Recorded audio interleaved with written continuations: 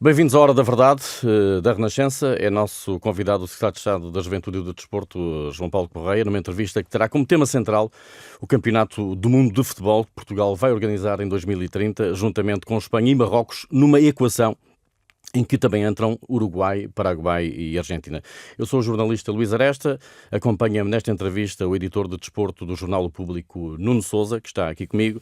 Sr. Secretário de Estado, muito obrigado por ter aceitado o nosso desafio para esta entrevista. Agora que foi entregue a carta de intenções das três federações, portuguesa, espanhola e marroquina, o que é que nos pode adiantar relativamente ao programa, ao dossiê de candidatura que está a ser preparado para entregar na FIFA? Agradeço o convite, é com enorme prazer que aqui estou. Respondendo diretamente à pergunta, o que foi entregue foi precisamente o que disse, uma carta de intenção subscrita pelas três federações, Portugal, Marrocos e Espanha, e essa carta de intenção agora vai evoluir para uma candidatura. E essa candidatura será entregue dentro de alguns meses e, portanto, quando se for entregue, teremos a oportunidade de responder a muitas perguntas que hoje não é possível responder, até porque, como acabei de dizer, foi entregue uma carta de intenção e agora está a ser preparado o dossiê de candidatura. Em todo o caso, as palavras do Presidente da Federação Portuguesa de Futebol, essa carta de intenções, anunciou o Mundial 2030 como um Mundial único e inspirador. Foram palavras de Fernando Gomes na apresentação em Rabat. Seguramente já trocaram impressões sobre o que é que pode tornar esse Mundial 2030, um campeonato do mundo, diferenciador e marcante.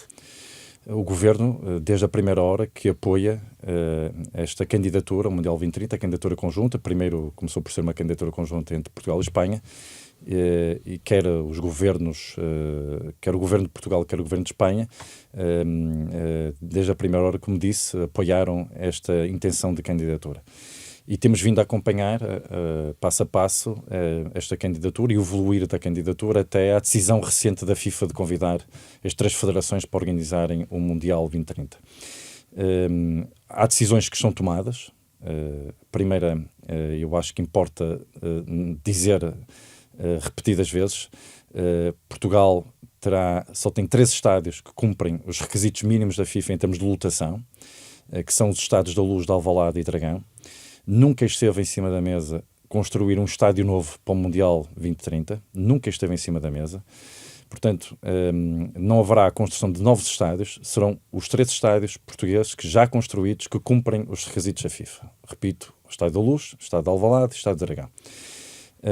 Isso significa que há uma outra dimensão da candidatura que vai estar a ser agora construída nas áreas daquilo que são os centros de treino, que ficarão à escolha das seleções que participarão. Primeiro têm que se qualificar para o Mundial e só depois de se qualificarem para o Mundial é que poderão escolher centros de treino em Portugal, centros de treino de preparação para o Mundial. Estarão certamente nessa lista de centros de treino mais de 30 centros de treino e de estágio que já existem em Portugal. São muitos os clubes do topo e de todos os continentes que procuram anualmente os nossos centros de treino, os nossos centros de estágio. E por isso esse cartão de visita também tem que ser utilizado na candidatura para rentabilizar aquilo que já é oferta de instalações desportivas do melhor como do tem que o país também que apresenta e que poderá apresentar na candidatura. Estas são, digamos que, decisões já tomadas que permitem acreditar que esta candidatura será feita com o máximo de rigor e transparência. As palavras do Dr. Fernando Gomes, na qualidade de Presidente da Federação Portuguesa de Futebol, são palavras de quem tem a certeza que este será o melhor Mundial que o mundo do futebol já viu. Terá que ser um Mundial marcado pela sustentabilidade, necessariamente. Se é um tema que hoje é obrigatório e tem que fazer parte de qualquer decisão que seja tomada na organização de um mero evento desportivo, seja ele nacional ou internacional, falando de um dos maiores eventos desportivos internacionais, aos olhos de muitos, o maior evento desportivo internacional com os Jogos Olímpicos, terá que, obviamente, em 2030, ter como marca principal a sua marca d'água, a sustentabilidade. A sustentabilidade ambiental, desde logo, mas também a sustentabilidade económica e social. E Portugal, a Espanha e Marrocos, mas naquilo que são as palavras do Sr. Presidente da Federação Portuguesa de Futebol, e também aquilo que a pretensão do Governo desde a primeira hora, que candidatura também prima pela marca da sustentabilidade. A sustentabilidade tem que ser a marca d'água da candidatura. Sr. Estado, que significado atribui atribui ao facto de a Carta de Intenções ter sido apresentada em Rabat e não em Portugal, Lisboa ou em Madrid, que no fundo foram os países que deram o primeiro passo para uma candidatura que era inicialmente uma candidatura ibérica?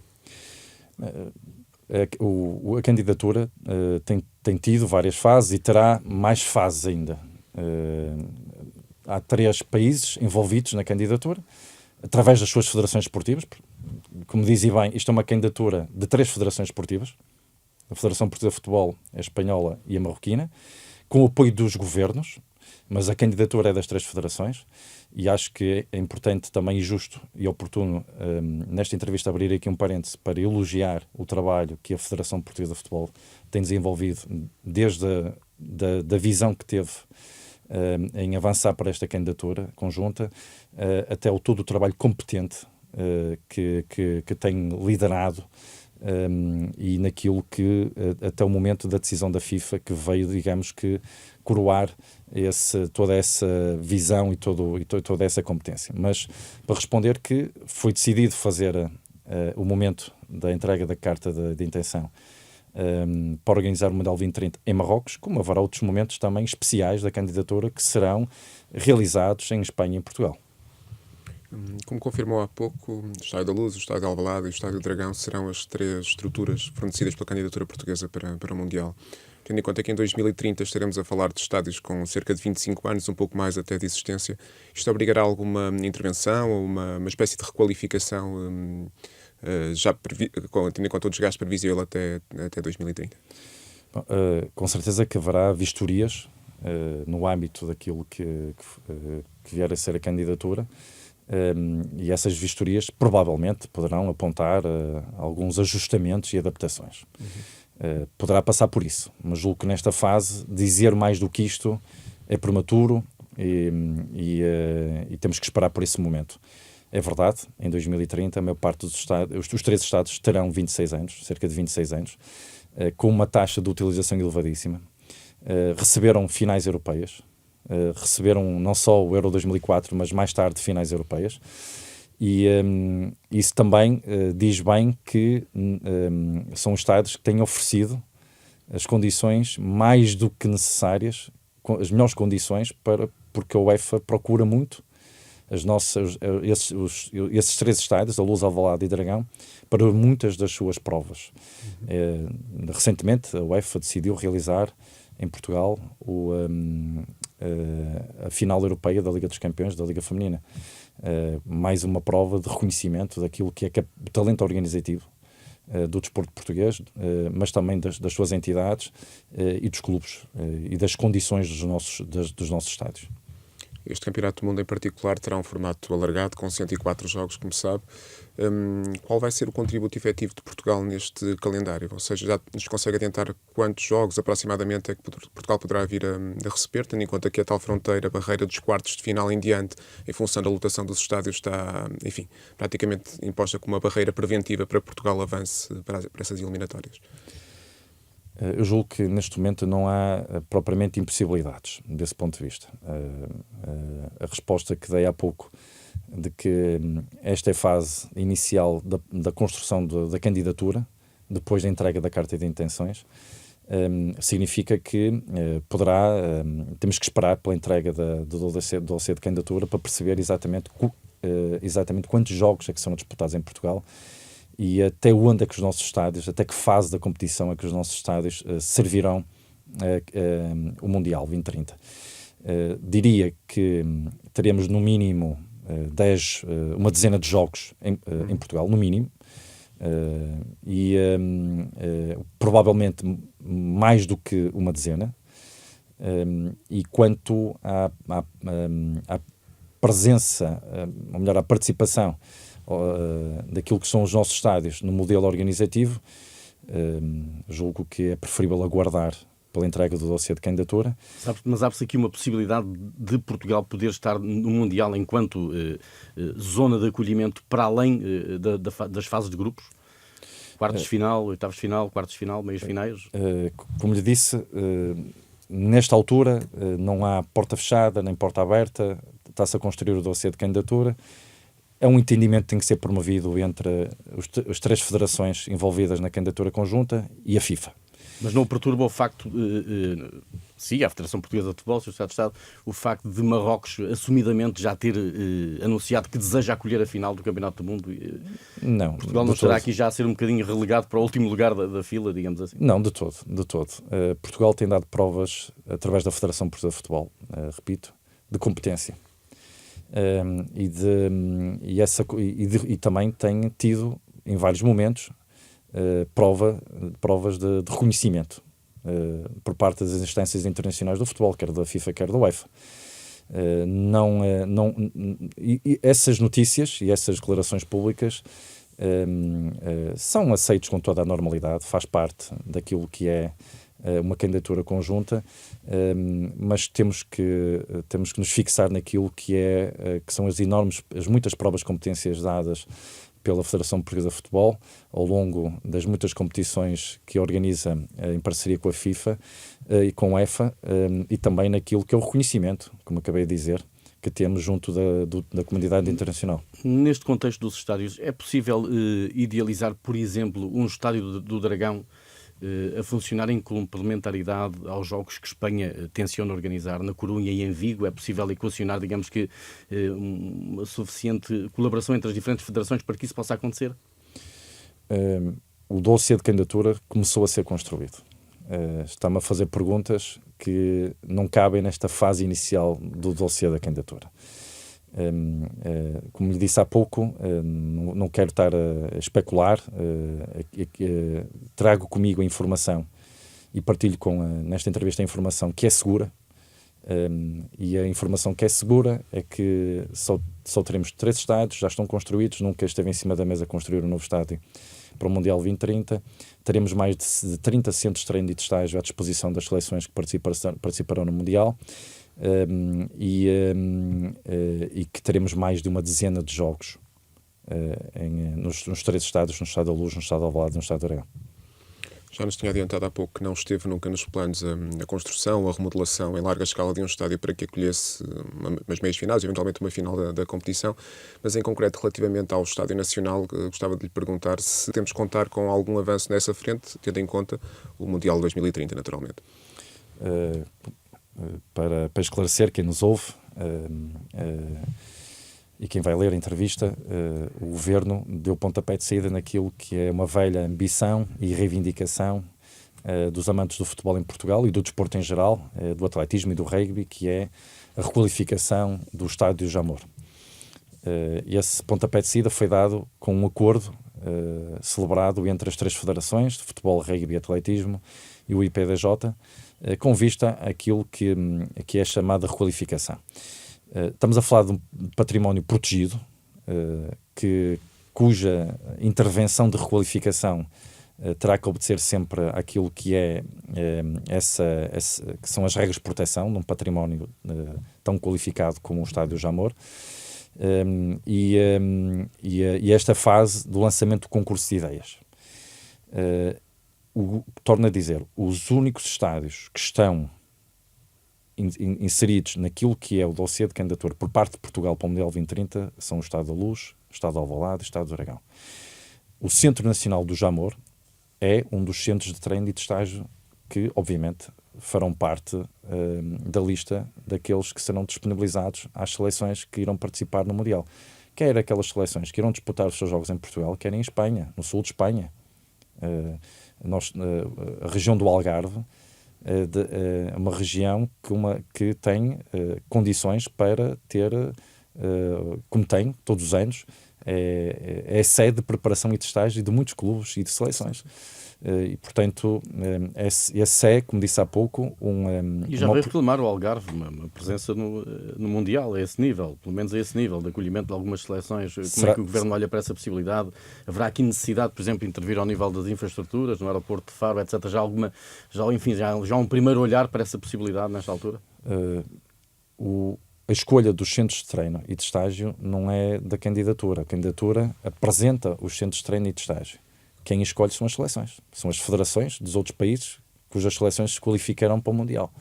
E, portanto, podem escolher. Cabe ao Algarve digamos, colocar a sua própria oferta na mesa, digamos assim, será isso? Sim, já existe uma oferta considerável na região do Algarve. A procura, eu julgo que foi que a declaração que recorda por parte de responsáveis da região do Algarve tem a ver com o aumento da procura aos centros de treino e de estágio na região do Algarve. Isso leva com que se crie a percepção de que é preciso alargar essa oferta, percebo, mas no limite serão sempre as federações cujas seleções se qualificaram para o Mundial a escolher. Nunca será a Federação Portuguesa de Futebol a escolher, serão sempre as seleções.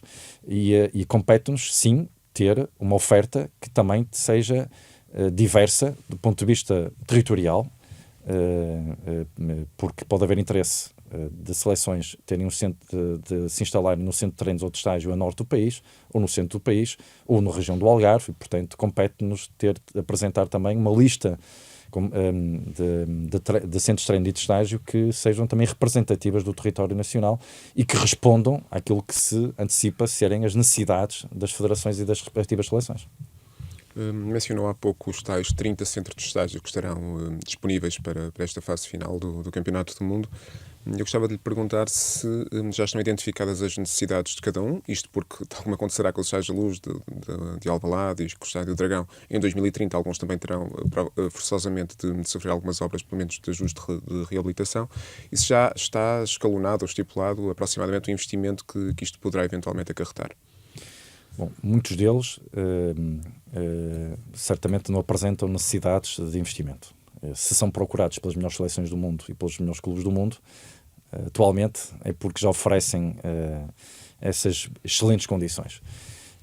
Diria que aqui também se aplicará aquela previsão que fez em relação aos estádios, aos 3 estádios. Nós estamos há 7 anos no Mundial 2030, e obviamente que poderá haver algum desgaste em alguns desses centros de treino e de estágio. Essa é também uma resposta que será dada pelo dossiê de candidatura quando ficar concluído. Há um conjunto de respostas que não é possível apresentar agora, porque estamos na fase inicial do dossiê de candidatura. Quando estiver fechada a lista de mais de 30 centros de treino e de estágio, aí sim, sabendo quais são, onde são, e todo o apoio que é preciso existir para um centro de treinos e de estágio, quer no plano da mobilidade, nos acessos, naquilo que são os equipamentos de saúde, segurança, só aí é que é possível também responder a um conjunto de questões. Mas essa percepção relativamente, por exemplo, aos acessos, aos transportes públicos, às questões de saúde relacionadas, nomeadamente com o acolhimento dos jogos na Luz, em Alvalade e no Dragão, já existe uma primeira percepção de eventuais necessidades daqui a 7 anos para o que possa ser de facto uma previsão de presença de adeptos em Portugal, não é? Até porque há algumas experiências anteriores, ainda recentemente tivemos finais eu sei que há uma necessidade, por um lado há uma grande necessidade e ao mesmo tempo uma ansiedade em obter um conjunto de respostas muito rigorosas. Mas repare, nós estamos à distância de 7 anos ainda, mas... Sim, e também dependerá muito das seleções que se qualificarem e que irão participar, que irão fazer os seus jogos em Portugal. Há seleções que arrastam centenas de milhares de adeptos e há seleções que arrastam dezenas de milhares de adeptos. Certo é que os estádios em causa, 2 em Lisboa, 1 no Porto, são estádios que têm recebido não só provas da UEFA, Liga dos Campeões e Liga Europa, como também têm recebido finais europeias. Estão preparadíssimos e também, no que diz respeito à mobilidade, à saúde, à segurança, é evidente que são aspectos fundamentais na candidatura, que terão que ser acautelados, mas estamos a falar dos 2 maiores centros urbanos do país, onde o conjunto de equipamentos, obviamente, que traduzem confiança de que estaremos à altura de receber qualquer que seja o conjunto de seleções que irá disputar os seus jogos em Lisboa e no Porto. Consegue adiantar-nos se serão aplicados regimes especiais de isenção fiscal, tal como aconteceu, por exemplo, nas finais da Liga dos Campeões de 2019 e 2020? Esta é, de certa forma, uma condição sine qua non para atrair este tipo de competições de larga escala? Nas finais europeias que se realizam em Portugal, são aprovados benefícios fiscais às entidades promotoras e organizadoras externas. a título circunstancial e muito temporário, que tem a ver com o período em que se realiza a prova. Essa é uma decisão do Parlamento. Só a Assembleia da República tem essa reserva e, portanto, a concessão de benefícios fiscais. O Governo propõe, a Assembleia da República debate e vota. Terá que ser uma ação conjunta entre o Governo e a Assembleia da República e dependerá muito daquilo também que for agora o caderno que será levantado, o chamado caderno de encargos para a apresentação do dossiê de candidatura, mas é uma das áreas que, obviamente, que fará parte do dossiê de candidatura e que, na altura certa, quando for apresentado o dossiê de candidatura, serão dadas as respostas a esse título. Mas, como disse na pergunta, na linha daquilo que tem sempre acontecido, sempre que é realizada em Portugal uma prova da UEFA, sim, o Parlamento tem aprovado um conjunto de benefícios fiscais muito circunscritos àquilo que é a prova e às entidades externas que participam na realização da prova ou da competição. Sem querer entrar em detalhes, até porque, como já adiantou, é difícil nesta altura esmiuçar um pouco daquilo que vai ser a abordagem, quer do ponto de vista da arquitetura financeira, quer até da própria competição, mas podemos ter a certeza de que está devidamente acautelado um esforço de investimento financeiro compatível com o retorno que é esperado. Sim, completamente. Eu disse que a marca d'água desta candidatura é sustentabilidade. Ela não é só no plano ambiental, é também no plano económico e social. Eu respondi assim uma das primeiras perguntas desta entrevista. E terá que ser também no plano económico-financeiro. Obviamente que este evento é um evento que irá valorizar imensamente a reputação do país, como todos os eventos têm conseguido. Desde a Expo 98, passando para o 2004 e também, muito recentemente, a Jornada Mundial da Juventude, decorrida há poucos meses, o Mundial 2030 irá incrementar imensamente o valor reputacional de Portugal no contexto internacional. Não só desportivo, mas também em todos os planos. Naquilo que é o retorno direto, acredito, e isso também, obviamente, terá que fazer parte da equação, que o investimento, o apoio público ao evento, diria assim. Há o investimento privado no evento e há o investimento público, o apoio público ao evento. O apoio público ao evento terá que, obviamente, que assegurar o retorno.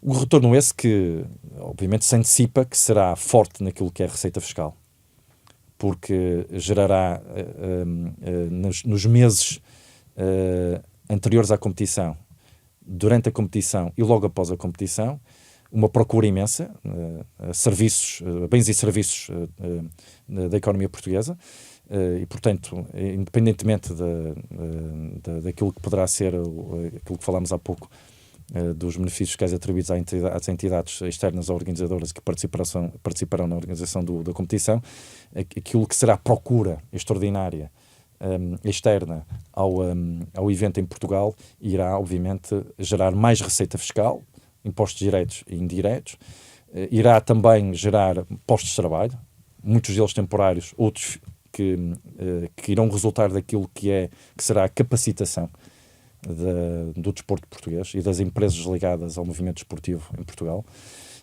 e também naquilo que será o legado do ponto de vista social, porque o Mundial deixa sempre marcas muito positivas por onde passa e onde se realiza, e isso acontecerá também em solo português. Citou há pouco dois eventos importantes, o Euro 2004 e as Jornadas Mundiais da Juventude, ao nível da segurança. Desse ponto de vista, de que forma é que estas experiências passadas poderão contribuir para a elaboração de um plano de segurança que, tendo em conta o contexto internacional atual, será seguramente bastante exigente?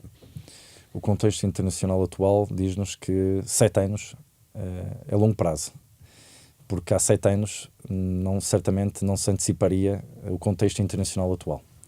Percebo a pergunta, é evidente que o contexto internacional muitas vezes representa uma ameaça em termos daquilo que é a elevação dos níveis de segurança aos eventos esportivos internacionais. É verdade, os Jogos Olímpicos do próximo ano e os Jogos Paralímpicos serão um momento em que o desporto pode também ter que elevar o nível de segurança na organização desses eventos. Temos que esperar por 2030 e perceber exatamente qual é o contexto internacional. Diria que sempre que se realiza um grande evento internacional em Portugal, levantam sempre alguns fantasmas e que depois da realização desses grandes eventos, e olhando para o saldo positivo, e olhamos para o exemplo mais recente da Jornada Mundial da Juventude, foi um êxito em todas as frentes, e eu acredito muito que o Mundial de 2030 será um êxito.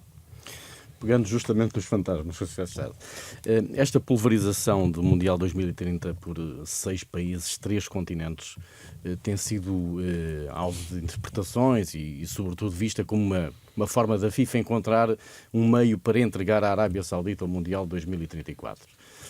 Não receio que este Campeonato do Mundo 2030 seja mais um marcado por, enfim, histórias de luvas, eventualmente corrupção, etc., como foram já casos de mundiais anteriores. Existe, enfim, algum receio da parte do governo português que possa existir aqui alguma mácula na concessão deste Campeonato do Mundo, esta organização de Portugal, Espanha e Marrocos? Não há nenhum indício que nos leve a criar essa suspeita. Pelo contrário. Este processo deliberativo que levou a FIFA a convidar Portugal, Espanha e Marrocos, as federações de futebol de Portugal, Espanha e Marrocos a organizar o Mundial 2030, foi feito com máxima transparência, não tem sofrido qualquer tipo de contestação. E julgo que, pelo contrário, interrompe um ciclo de decisões que nunca foram tão transparentes como este. Mas esta associação do Mundial 2034 a este Mundial 2030 e o facto da Arábia Saudita surgir como potencial organizador de 2034, de facto não causa aqui alguma dúvida? Introduz aqui um fator de dúvida nesta... A FIFA procurou, é natural que quem dirige um organismo internacional com uma diversidade de expectativas, de ambições, de reivindicações, queira promover também alguns consensos. Julgo que foi uma decisão compreensível, julgo que foi compreensível a decisão da FIFA de realizar o primeiro jogo do Mundial 2030 no Uruguai, onde se disputou o primeiro jogo do primeiro Mundial. Isso também significa responder à história do futebol, à história do desporto, à história do Mundial, e depois deixar os outros quase 100 jogos, estamos a falar de quase 100 jogos, ou mais de 100 jogos, nas mãos de Portugal, Espanha e Marrocos. Não vejo nisso... Mas este 100 Portugal só fica com 10%, também é pouquinho, não é? Eu disse, repito, no mínimo 10 jogos, ou dizendo de outra forma, mais de 10 jogos. Essa percentagem será superior. Não é possível adiantar neste momento a percentagem, mas será uma percentagem superior. Julgo que devemos deixar aí alguma expectativa. Portanto, acredito que a FIFA aqui agiu de forma muito distinta do que tinha decidido no seu passado e decidiu de forma atempada, com transparência, com muita comunicação e sem causar ruído, porque não causou ruído, como sabe, talvez tenha sido das decisões das últimas décadas que menos ou nenhuma contestação sofreu. Chegou a recear que o caso Rubiales tivesse algum impacto nesta candidatura ibérica? Não deveria, e associando esta pergunta a uma outra, não deveria a Federação Portuguesa de Futebol ter-se demarcado de uma forma mais evidente e mais célere daquilo que aconteceu no Campeonato do Mundo Feminino? Bom, o caso Rubiales é um caso protagonizado por personalidades espanholas. E na altura recordo que o governo espanhol foi rápido, assertivo na censura àquele incidente protagonizado pelo ex-presidente da Federação Espanhola. Isso foi o bastante para que a comunidade internacional desportiva e política percebesse que em Espanha havia tolerância zero para aquele tipo de comportamentos. O governo português também deixou clara a sua posição, com uma declaração de censura. A Federação Portuguesa de Futebol, do meu ponto de vista, agiu conforme tinha que agir.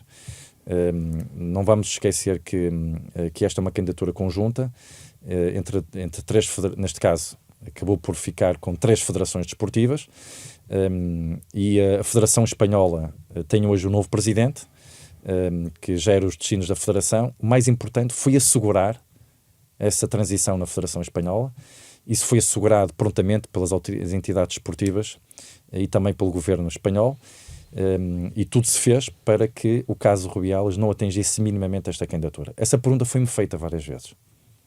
E eu disse sempre que o caso Rubiales não iria atingir a candidatura ao Mundial 2030. Houve uma grande especulação internacional, houve até declarações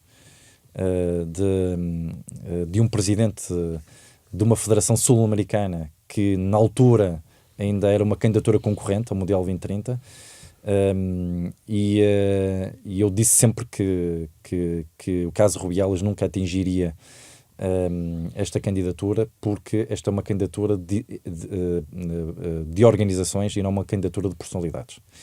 E como tal, o que estava em cima da mesa era uma vontade acérrima das 3 federações, com o apoio dos respectivos governos, e como tal, o que aconteceu com o caso Rubiales não iria atingir, e como não atingiu, e provou-se que em pouco tempo... Ouvir o Sr. Rubiales, em plena conferência de imprensa em Madrid, agradecer a Fernando Gomes o apoio dado e etc, etc, quer dizer, foi assim uma declaração que não terá caído muito bem aqui em Portugal, imagino. Bom, isso só responsabiliza o Sr. Rubiales, não? A quem ele se dirigiu na sua intervenção, responsabiliza o próprio, portanto não compromete quem é atingido pelas palavras. Em abril, o Primeiro-Ministro António Costa tinha ainda colocado no barco da candidatura a candidatura ucraniana, que, como sabemos, começou por fazer parte também, foi a primeira aliada da candidatura ibérica. Gostava de lhe perguntar em que momento e em que circunstâncias é que acabou por cair definitivamente a possibilidade de a Ucrânia fazer parte deste projeto também.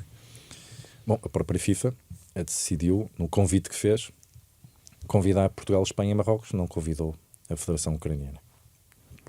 É tão só isto. Mudando agora um bocadinho o foco da entrevista para o rugby, que é muito fresco ainda na memória dos portugueses, por boas razões. Portugal concluiu com um inegável sucesso, como sabemos, a prestação no Campeonato do Mundo, conseguiu uma primeira vitória, pontuar antes da primeira vitória pela primeira vez, e acima de tudo conseguiu impressionar pela qualidade do seu rugby e pelo momento onde de certa forma criou no país em torno da modalidade. Creio que estão criadas as condições para capitalizar esta onda de entusiasmo que se gerou em torno do rugby. Sim, quando uma modalidade como o rugby atinge a proeza não só de se qualificar para o Mundial, foi a segunda vez, mas também vencer um jogo nesse Mundial contra uma das seleções que está no conjunto das seleções que historicamente é das mais fortes no rugby mundial. Mostra, por um lado, que a modalidade evoluiu bastante, que o trabalho que tem sido feito pela Federação, pelos clubes, pelos jogadores, pelos treinadores, tem sido sempre evolutivo, e também diz que tem esse potencial de crescimento. Está muito nas mãos da própria Federação aproveitar esse potencial e essa presença que os resultados da seleção de rugby no Campeonato do Mundo ainda têm naquilo que é a opinião pública e na consciência daqueles que adoram o desporto, e principalmente dos mais jovens, das crianças e dos jovens que procuram a sua modalidade e que procuram... Portugal tem hoje um número recorde de praticantes federados. Temos cerca de 710 mil praticantes federados. Em 2019, no último ano pré-pandémico, o país tinha 690 mil. Significa que não só recuperamos, em 2022 foi o ano de recuperação, recuperamos os 690 mil, que a pandemia atingiu muito o desporto, como atingiu todos os setores da sociedade, mas atingiu muito o desporto, que teve portas fechadas durante alguns meses, por mais que uma vez, e em 20 e 21, e em 2023 há, de facto, os números dizem-nos que há um novo impulso no número de praticantes federados. Isso deve-se ao sucesso das políticas públicas dos últimos anos e ao trabalho das federações, dos clubes, e também àquilo que é uma maior consciencialização das vantagens e dos benefícios da prática desportiva, principalmente nas idades mais jovens. E por isso acho que, aproveitando esta onda de crescimento do desporto federado, o rugby tem aqui uma oportunidade de ouro para ver crescer ainda mais o seu número de praticantes. A verdade é que mesmo em contextos de euforia, que muitas vezes é uma euforia de circunstância, é difícil encontrar apoios às federações junto à iniciativa privada. E esta dificuldade em encontrar apoio junto à iniciativa privada, enfim, convive também com aquilo que as federações sempre surgem dizendo, que faltam também apoios públicos.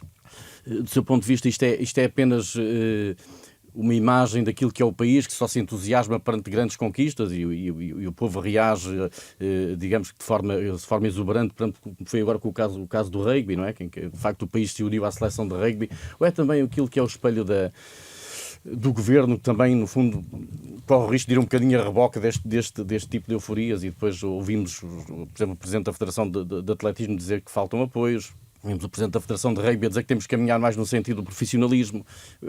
Que leitura é que faz deste cenário no seu global?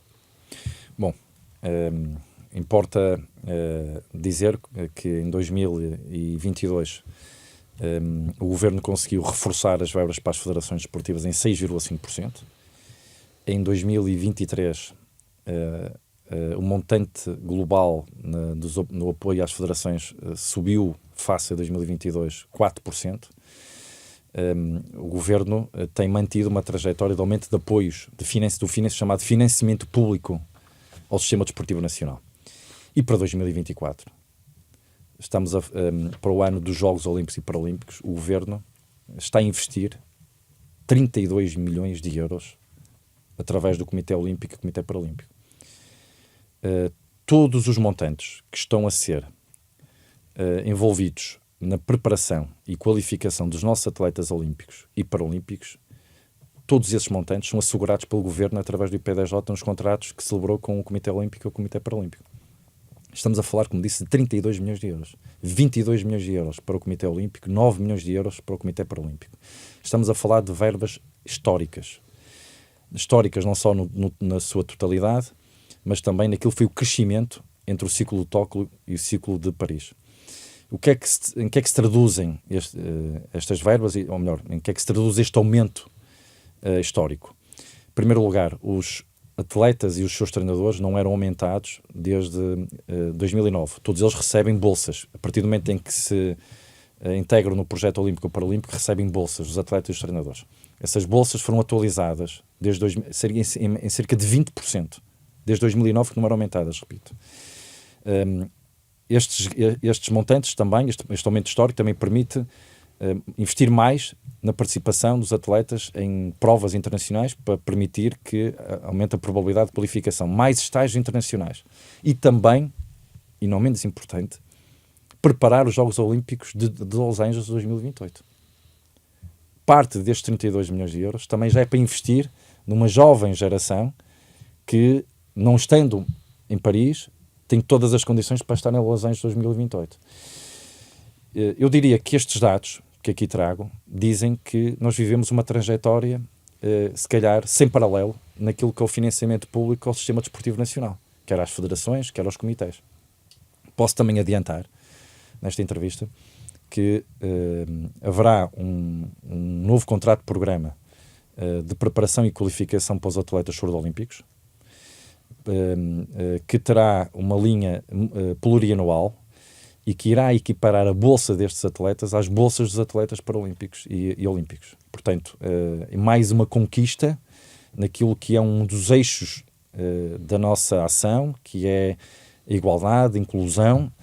Isso só diz uma coisa: o Governo tem feito um esforço enorme, orçamental e financeiro, para financiar as políticas públicas e as próprias federações e as entidades nacionais do desporto.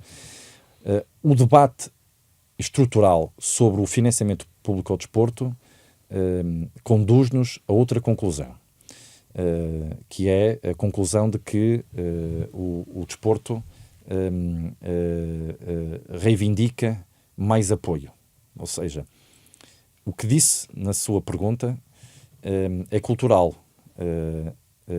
Se olhar para os outros países da União Europeia e estudar o grau de dependência do Estado por parte de clubes e federações desportivas, irá ver Portugal no lote dos países em que as organizações nacionais do desporto e os clubes mais dependem do Estado e do apoio público. Isso não passa por políticas de incentivo ao mecenato? Ela existe. Mas já não funciona, não é? Ela existe e acredito que existe há longos anos. Por exemplo, a atribuição do título de utilidade pública a um clube desportivo passa, entre outras vantagens, por disponibilizar benefícios fiscais aos clubes, às empresas e aos particulares que apoiam os clubes. Nós temos procurado fazer uma divulgação daquilo que são as vantagens do Estatuto de Utilidade Pública, porque tenho encontrado muitos clubes que não têm a noção de que podem, através do Estatuto de Utilidade Pública, que é renovado anualmente, tem que ser renovado anualmente, os clubes têm que fazer a prova que cumprem os requisitos mínimos, podem encontrar aí uma forma de captar apoio privado na economia local para o seu clube. E também no mecenato desportivo existem benefícios fiscais, que é através também daí que vêm muitos dos apoios dados pela economia aos comitês e às federações e também aos clubes. Diria que é uma questão mais cultural do que intensificar ou alargar os benefícios fiscais. Não digo que não se pode ir mais longe naquilo que são os benefícios fiscais ao desporto.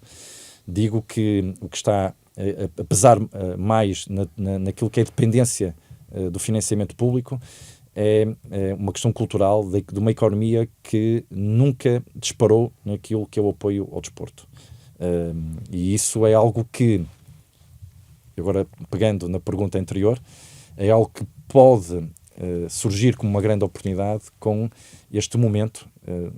O desporto português, e utilizando uma linguagem desportiva, vive um bom momento de forma. Os êxitos internacionais são semanais, em várias modalidades coletivas e individuais. Até em modalidades onde Portugal não tem uma tradição de títulos internacionais. Isso não acontece por acaso. Acontece porque as políticas públicas dos últimos anos, quer da administração central, quer o apoio das câmaras municipais, que é essencial. O desporto é uma pasta partilhada entre a administração central e a administração local.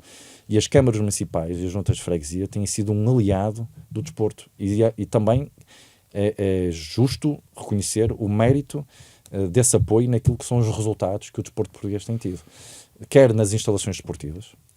Repare, 2022 foi um ano recorde de eventos esportivos internacionais em Portugal. Centenas, perto de 500 eventos esportivos internacionais que se realizaram em Portugal. Eu não acredito que as federações internacionais e os clubes de renome internacional tenham escolhido Portugal sem reconhecerem a Portugal duas condições de excelência à escala mundial.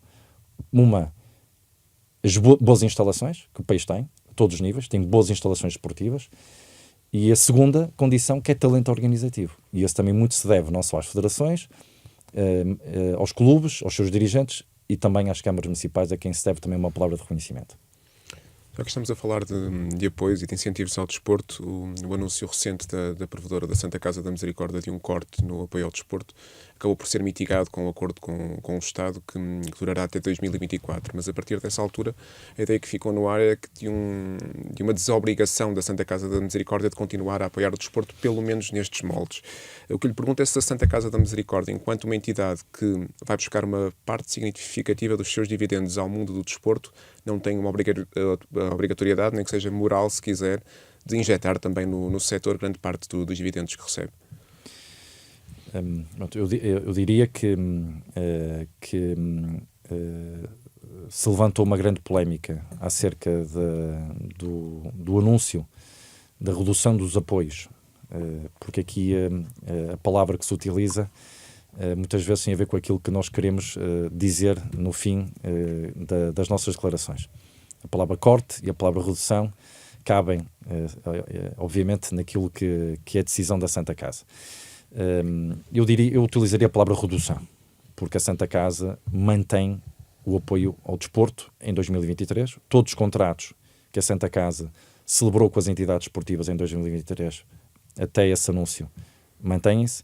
Para 2024, os contratos que não forem renovados serão assegurados pelo Governo. Estamos a falar de verbas em algumas federações muito reduzidas, quase inexpressivas. O apoio Santa Casa às federações esportivas, também quero deixar isto claro, nunca uma federação desportiva informou o governo dos apoios que recebia da Santa Casa. Eu vou repetir. Nunca uma federação desportiva informou o governo, ou os governos, dos apoios que recebeu e recebia da Santa Casa. Os contratos, como foi tornado público, eu disse isto várias vezes, os contratos eram sigilosos. Quando a Santa Casa faz o anúncio, aí o governo, no mesmo dia, criticou a decisão da Santa Casa, mas, ao mesmo tempo, pediu uma reunião com a senhora provedora, e a Santa Casa agiu de forma altamente colaborativa, e como se pôde comprovar com o desfecho da reunião e da decisão tomada de manter os apoios para 2023, e o Governo assumir a responsabilidade de substituir os apoios não renovados para 2024. Estamos a falar de verbas muito reduzidas.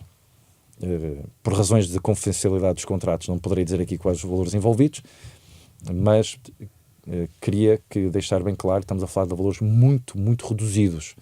Em algumas federações desportivas estamos a falar de valores de poucos milhares de euros em orçamentos de milhões, que levaram a declarações muito exacerbadas face ao anúncio da Santa Casa. Nenhum daqueles apoios, repito, nenhum daqueles apoios Santa Casa, que poderá não renovar-se para 2024, coloca em causa o funcionamento de qualquer entidade desportiva. Nenhuma. Mas para que não persistisse essa dúvida, porque criou-se a sensação que era menos apoio ao desporto, o Governo substituir-se-á à Santa Casa em 2024, e naturalmente isso também dependerá muito daquilo que for o objeto do contrato. Há contratos que se esgotam no tempo, porque têm a ver com eventos que podem não ser repetidos. Portanto, por isso é que não se falou para lá 2024.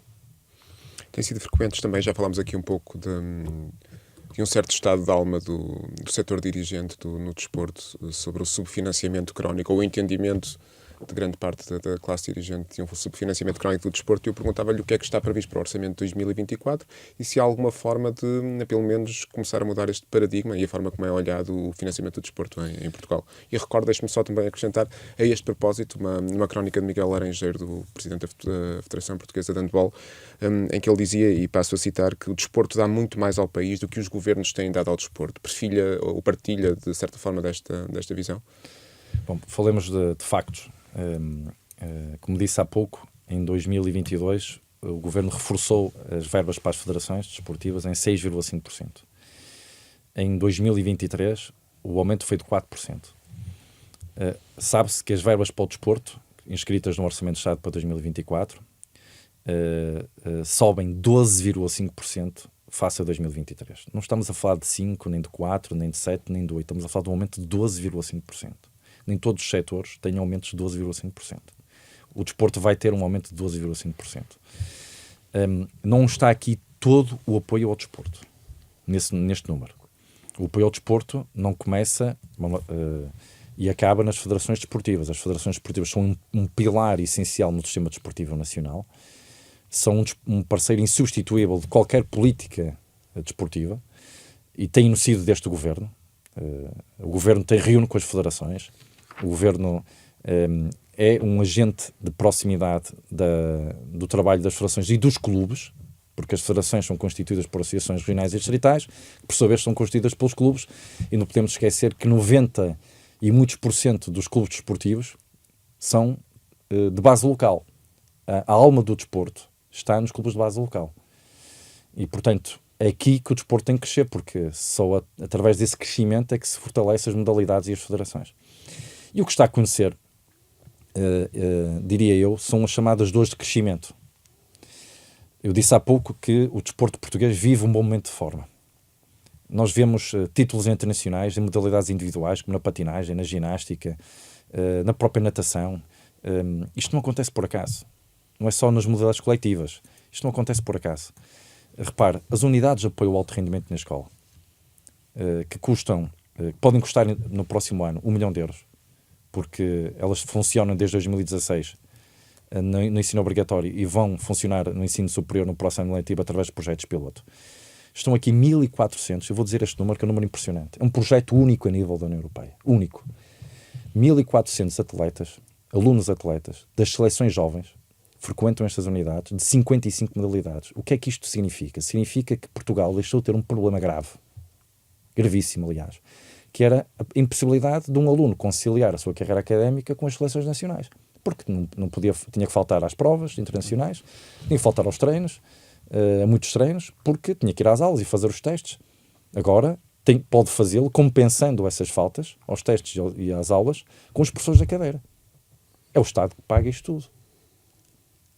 Estamos a falar de um programa, como disse, inovador no plano europeu e que tem sido a base do sucesso desta jovem geração, que consegue aos 15 ou aos 16 anos títulos internacionais porque consegue dedicar-se corpo e alma ao desporto sem prejudicar minimamente a sua carreira académica.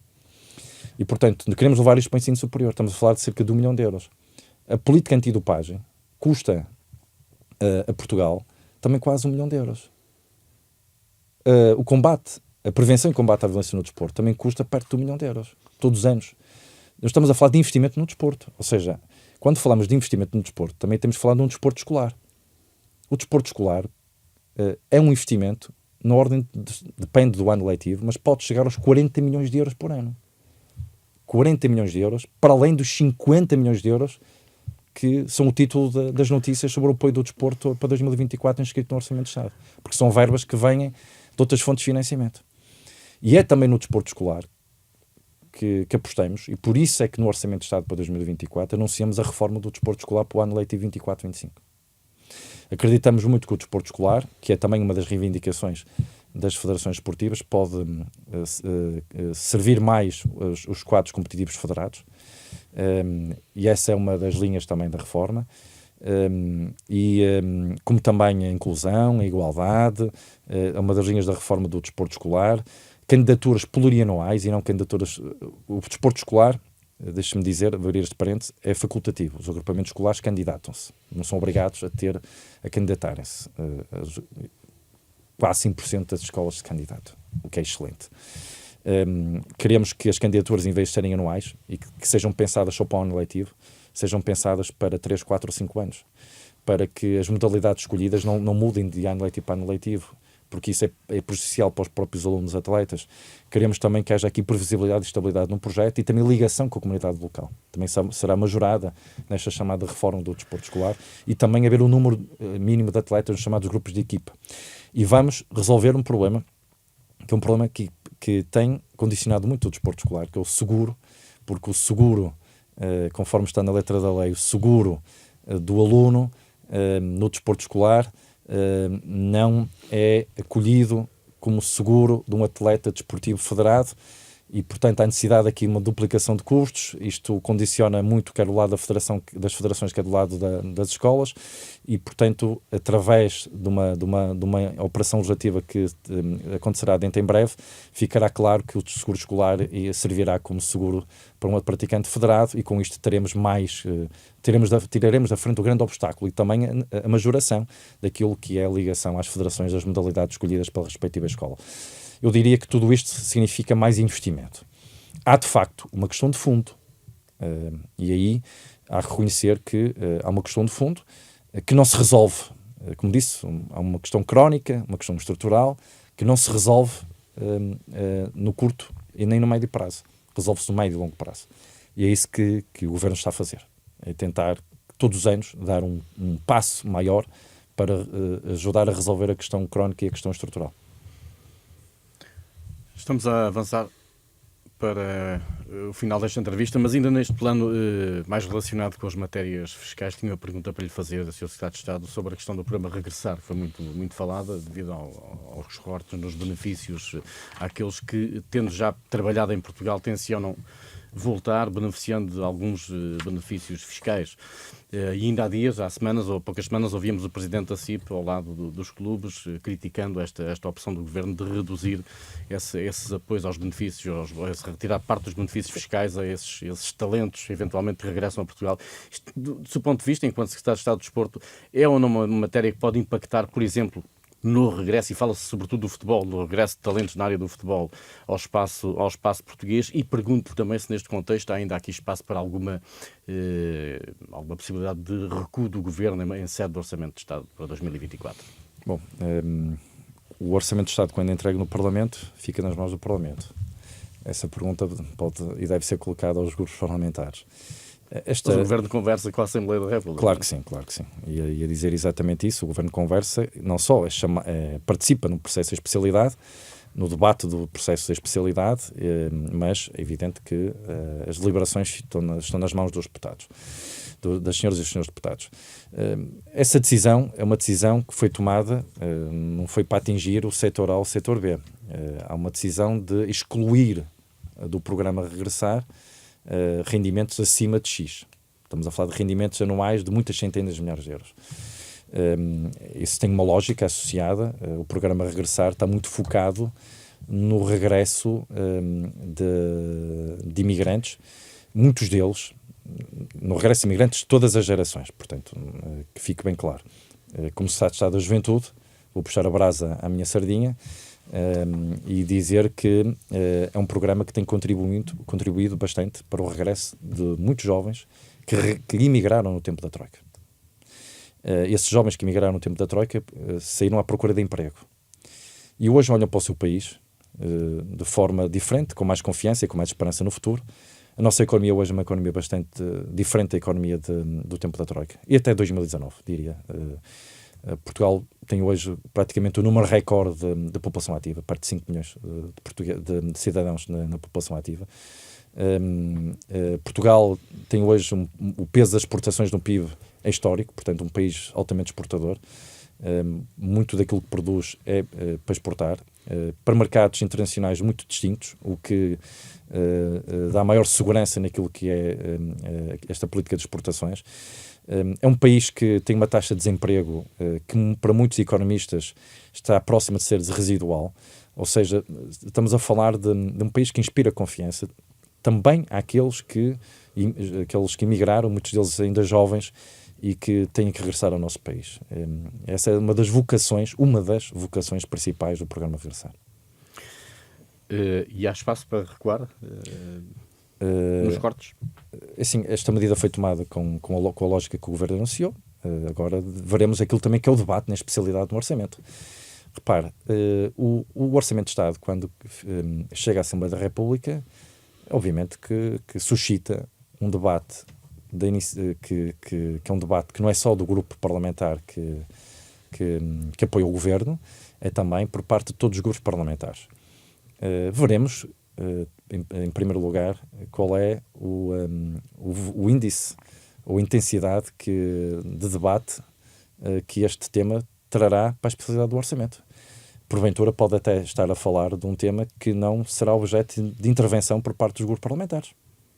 Portanto, haverá necessidade de esperar pelo período da especialidade. Só uma última questão ainda neste plano, e que tem a ver com o facto de a esmagadora maioria dos clubes profissionais de futebol em Portugal estarem a ser patrocinados por casas de apostas. E a própria Liga Portuguesa, a principal Liga Portuguesa, é patrocinada por casas de apostas. O Governo tenciona, ou é um tema que o preocupa? Acha que há possibilidade para progredir no sentido de intervir nesta matéria no futuro? Bom, Itália e Espanha já puxaram um travão de mão. Justamente. Em 2019 e 2021. A Inglaterra já anunciou que irá também puxar o travão de mão daqui a poucos anos. Já anunciou até uma data a partir da qual será proibida a publicidade de casa de apostas naquilo que são as chamadas camisolas dos clubes das competições profissionais. Alguns países estão a adotar medidas dissuasoras, não proibitivas, mas dissuasoras. Sabemos recentemente que o peso da Liga, da Primeira Liga de Futebol Profissional em Portugal, naquilo que é a sua dependência em relação à publicidade de casa de apostas, é de cerca de 72%. O que compara, por exemplo, com 50% da Liga Holandesa ou de 33% da Liga Belga. Não podemos fingir que isto não é um assunto que merece uma reflexão mais aprofundada. Sim, mas essa reflexão tem que ser feita, porque também não podemos decidir prejudicando fortemente um setor. Tem tocado impressões com o Presidente da Liga, Pedro Proença, sobre este tema, Sr. Secretário de Estado? Não queria estar... quem me conhece sabe que eu não revelo minimamente as muitas conversas que tenho com os presidentes das federações desportivas, com os presidentes dos comités, com o Sr. Presidente da Liga. Aliás, o trabalho que se tem feito é um trabalho que também depende muito, o sucesso desse trabalho depende muito também deste nível de confiança. Agora, como disse, é um tema que merece uma reflexão profunda, que tem que envolver outras áreas que não só o desporto, mas também tem que envolver aquilo e tem que se ter certeza do impacto que qualquer medida ou qualquer decisão possa vir a ter num setor da nossa atividade económica. O futebol profissional é um setor da nossa atividade económica, é um setor empregador, é um setor que gera receita fiscal, e, portanto, é um setor que contribui para o prestígio do desporto internacional, do desporto português na cena internacional, e não se pode olhar para nenhuma medida, depois de fazermos esta reflexão, que terá que ser feita necessariamente, e não só o Governo, a Assembleia da República e outras entidades poderão fazê-lo, conjuntamente com o Governo ou de forma isolada, mas nunca deixando de perder de vista que estamos a falar de um setor da nossa atividade económica que tem aí, no privado, estamos a falar de verbas de empresas privadas, de apoios de empresas privadas, uma grande fonte de receita. Só para concluirmos este tema e para avançarmos para a ponta final da nossa conversa, portanto, o travão existe e há possibilidade de ser acionado nesta matéria ou de ser promovido alguma contenção nesta questão dos patrocínios das casas de apostas ao futebol? O travão existe, mas não existe em Portugal. O travão, atenção. Sim, exatamente. Mas existe em tese e, portanto, não quer dizer que não venha a existir em Portugal. Atenção. Eu fiz aqui um benchmarking. Portanto, fiz uma comparação com o que se passa lá fora. Com o que se passa lá fora. Pronto, onde o travão de mão foi puxado foi em Itália e em Espanha. Eu, com isto, não quero dizer que isso acontecerá em Portugal. Que fique bem claro. Quando falamos do caso português, eu não falei da palavra travão. Disse claramente que é um tema que merece uma reflexão profunda. Não podemos fingir que não é um tema que merece reflexão profunda, e só depois dessa reflexão profunda estar finalizada é que poderemos falar de eventuais medidas. Dizendo também, novamente, que é uma reflexão que deve envolver outras áreas e outras entidades, e se calhar também outro órgão de soberania, neste caso a Assembleia da República, se assim os senhores deputados entenderem, como é evidente. Mas acima de tudo, também novamente deixar claro que acima de tudo não podemos perder de vista que estamos a falar de um setor da nossa atividade económica. O futebol profissional é um setor da nossa atividade económica.